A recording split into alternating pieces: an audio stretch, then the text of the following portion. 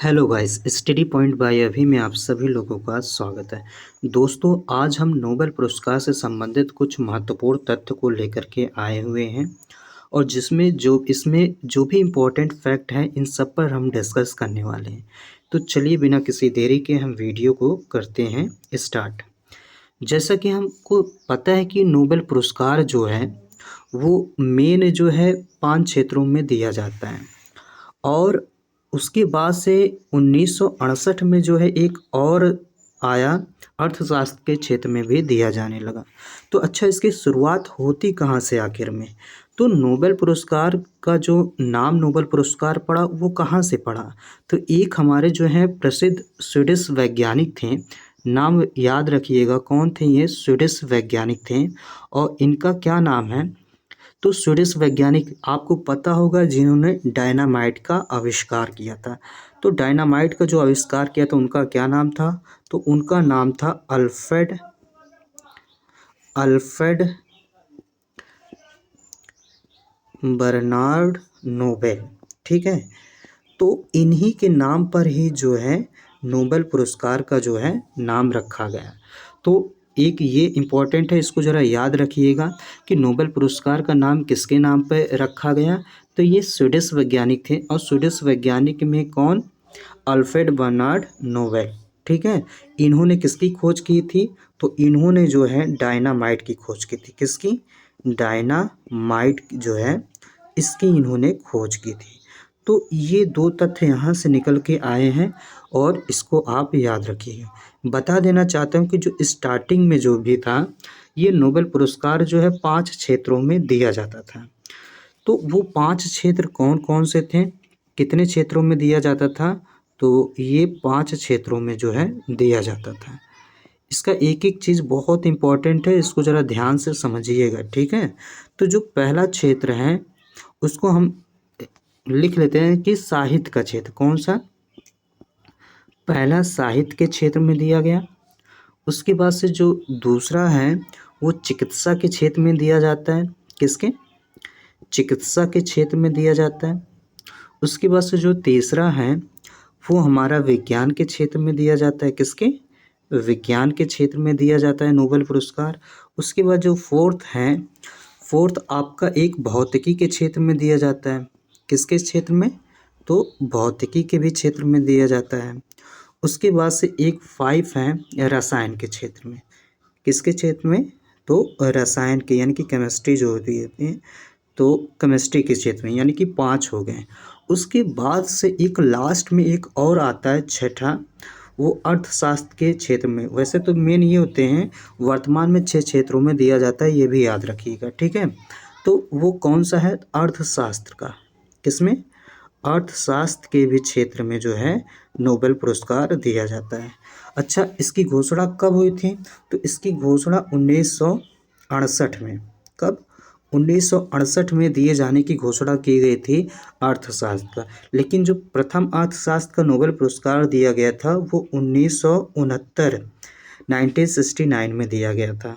और ये सब जो हैं इन सब का जो प्रथम बार दिया गया था, और सब जो ये 5 क्षेत्र हैं तो 1901 में जो है इन सब की जो है घोषणा की गई थी कि नोबेल पुरस्कार इनको जो है मिलेगा। चलिए उसके बाद से नेक्स्ट हम बात कर लेते हैं कि नोबेल पुरस्कार के आखिर में घोषणा कब होती है। तो आपको बता देना चाहता हूँ कि नोबेल पुरस्कार की जो घोषणा है वो प्रत्येक वर्ष का जो है, याद रखिएगा, जो प्रत्येक वर्ष का जो अक्टूबर माह होता है। कौन सा? अक्टूबर माह। तो अक्टूबर माह में, प्रत्येक वर्ष के अक्टूबर माह में घोषणा कर दी जाती है कि किसको किसको जो है नोबेल पुरस्कार दिया जाएगा उस वर्ष में। ठीक है, तो घोषणा कब होती? अक्टूबर में घोषणा कर दिया। और दिया कब जाता है? तो दिया जाता है नोबेल पुरस्कार 10 दिसंबर के दिन जो है, मतलब जितने भी लोगों को घोषणा की जाती है कि इनको इनको जो है देना है, उन सभी को जो है 10 दिसंबर को ये डेट निर्धारित रहती है और इसी दिन जो है पुण्यतिथि रहती है अल्फ्रेड नोबेल जी की। तो ये इतना आप जो है इसको याद रखिएगा नोबेल पुरस्कार से संबंधित। ठीक है दोस्तों, आपकी जानकारी के लिए इसमें एक चीज़ और ऐड कर देना चाहता हूँ कि जो नोबेल पुरस्कार था ठीक है। वो पहले तो जो है इसको अच्छा ये याद रखिएगा कि जो भी नोबेल पुरस्कार था वो एक याद रखिएगा एक पॉइंट है कि 1974 से नोबेल पुरस्कार में एक नियम लागू किया गया और ये नियम ये था कि 1974 में एक नियम बना था। इसमें ये कहा गया था कि 1974 के बाद जितना भी नोबेल पुरस्कार दिया जाएगा वो मरणोपरांत किसी को भी नहीं दिया जाएगा। ठीक है, मरणोपरांत नोबेल पुरस्कार किसी को भी नहीं दिया जाएगा। तो आप देखेंगे 1974 के बाद से जितने भी नोबेल पुरस्कार मिले हैं वो सभी जीवित लोगों को ही मिला हुआ है नोबेल पुरस्कार। तो कब? 1974 में। ठीक है, उसके बाद से बात कर लें कि एक संस्था है रेड क्रॉस। ठीक है, तो रेड क्रॉस एक संस्था है, इसको जो है 3 बार नोबेल पुरस्कार मिल चुका है। तो इसकी डेट याद रखिएगा कब कब मिला है। तो एक तो 1917 में, ये याद रखिएगा। दूसरा जो है 1944 में मिला था, ये याद रखिएगा। और तीसरा जो है 1963 में। तो ये 3 वर्ष ऐसे हैं जिसमें रेड क्रॉस जो संस्था उसको 3 बार नोबेल पुरस्कार मिल गया है। तो ये सारी चीज़ें इंपॉर्टेंट है, इसको आप ध्यान रखिएगा। ठीक है, चलिए एक बार क्विकली रिवीजन कर लीजिए, देख लीजिए क्या क्या आज हमने पढ़ा है। तो नोबेल पुरस्कार स्वीडिश वैज्ञानिक थे, कौन थे वो? Alfred Bernhard Nobel. इन्होंने किसकी खोज की थी? तो डायनामाइट की खोज की थी। 5 क्षेत्रों में पहले दिया जाता था लेकिन वर्तमान में 6 क्षेत्रों में दिया जाता है। साहित्य, चिकित्सा, विज्ञान, भौतिकी, रसायन और अर्थशास्त्र। उसके बाद से बात किया कि हमने किसकी घोषणा कब की जाती है, तो अक्टूबर माह में किया जाता है। और दिया कब जाता है, ये घोषणा लिख लीजिए, मतलब घोषणा कब की जाती है इसकी, तो अक्टूबर माह में।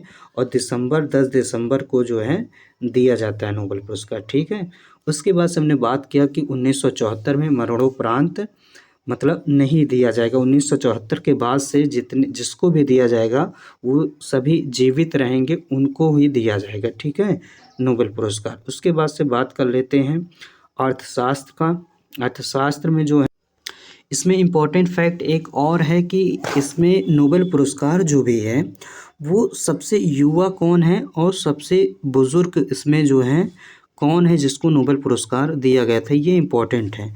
तो अगर हम बात कर लें कि सबसे युवा नोबेल पुरस्कार प्राप्तकर्ता कौन है, तो सबसे युवा में लिख लीजिएगा, सबसे युवा नोबेल पुरस्कार जो विजेता हैं वो मलाला यूसुफ हैं। कौन है? मलाला यूसुफजई। ठीक है, तो मलाला यूसुफजई जो है ये सबसे युवा हैं। इनकी जो उम्र थी जब इनको नोबेल पुरस्कार मिला था तो मात्र ये 17 वर्ष की थी। ठीक है, ये याद रखिएगा। वहीं अगर जो हम सबसे बुजुर्ग की बात करें या सबसे अधिक उम्र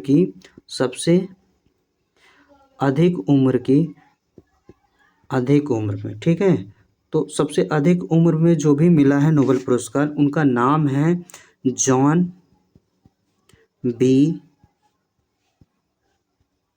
गुडेनफ। ठीक है, तो ये इनकी आयु कितनी है, तो ये 97 वर्ष के हैं। तो ये सबसे बुजुर्ग हैं। तो इसमें 2 पॉइंट और याद रखिएगा कि जो सबसे युवा हैं मलाला यूसुफजई और जो सबसे अधिक उम्र में हैं उनको जॉन बी गुडेनफ जो कि 97 वर्ष के थे, इनको दिया गया। अब हम बात करने वाले हैं कुछ महत्वपूर्ण भारतीय जिनको नोबेल पुरस्कार जो है दिया गया था। ठीक है, तो भारतीयों में देख लीजिए, एक हैं अभिजीत बनर्जी। ठीक है, तो अभिजीत बनर्जी को 1961 में अर्थशास्त्र के क्षेत्र में जो है नोबेल पुरस्कार दिया गया था।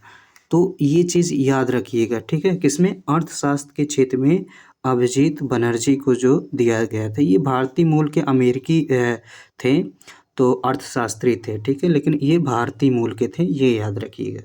उसके बाद से दूसरा देखते हैं। दूसरा जो नोबेल पुरस्कार मिला था वो कैलाश सत्यार्थी को मिला था। कैलाश सत्यार्थी को वर्ष 2014 में मिला था और वर्ष 2014 में इनके साथ साथ में मलाला यूसुफजई को भी मिला था। ठीक है, मलाला यूसुफजई को भी जो है 2014 में नोबेल पुरस्कार मिला था। तो कैलाश सत्यार्थी को किसके लिए मिला था? शांति के क्षेत्र में मिला था। कब मिला था? 1914 को मिला था। उसके बाद से वेंकटरमन राधाकृष्णन को 1952 में मिला था। और ये किस क्षेत्र में मिला था? तो रसायन के क्षेत्र में जो है इनको नोबेल पुरस्कार से सम्मानित किया गया था। ठीक है, तो ये याद रखिएगा। 1952 नहीं होगा, ये थोड़ा गड़बड़ हो गया है, ये जो है 2009 होगा। ठीक है, ये 2009 में जो है रसायन के क्षेत्र में नोबेल पुरस्कार से इनको सम्मानित किया गया था। उसके बाद से हम बात कर लेते हैं नेक्स्ट अमर्त्य सेन की। तो अमर्त्य सेन को जो है 1998 में जो है अर्थशास्त्र के क्षेत्र में जो नोबेल पुरस्कार दिया गया था। वहीं नेक्स्ट अगर जो हम बात कर लें सुब्रमण्यम चंद्रशेखर को, इनको भी नोबेल पुरस्कार मिला था। तो इनको कब मिला था? तो 1983 में भौतिकी के क्षेत्र में नोबेल पुरस्कार मिला था। नेक्स्ट बात कर लेते हैं मदर टेरेसा। तो मदर टेरेसा को जो है 1979 में शांति के क्षेत्र में जो है नोबेल पुरस्कार मिला था। बात कर लेते हैं नेक्स्ट हरगोविंद खुराना। तो हरगोविंद खुराना को जो है इनको भी नोबेल पुरस्कार दिया गया था, वो भी 1968 में दिया गया था। ये चिकित्सा से संबंधित है। नेक्स्ट है रविन्द्रनाथ टैगोर। रविन्द्रनाथ टैगोर का ये इम्पोर्टेंट है, ये मोस्ट इम्पॉर्टेंट है। और इसमें जो है 1913 में जो है साहित्य के क्षेत्र में दिया गया था। इनकी कौन सी किताब थी? तो गीतांजलि इनकी जो है मोस्ट इम्पॉर्टेंट बुक थी। तो ये रहे सारे टोटल जो भी नोबेल पुरस्कार से संबंधित तथ्य। आई होप आपको वीडियो अच्छा लगा होगा। अगर जो वीडियो अच्छा लगा हो तो चैनल को सब्सक्राइब करिएगा, लाइक करिएगा और अधिक से अधिक शेयर करिएगा। चलिए ठीक है दोस्तों, मिलते हैं नेक्स्ट वीडियो में। तब तक के लिए जय हिंद, जय भारत।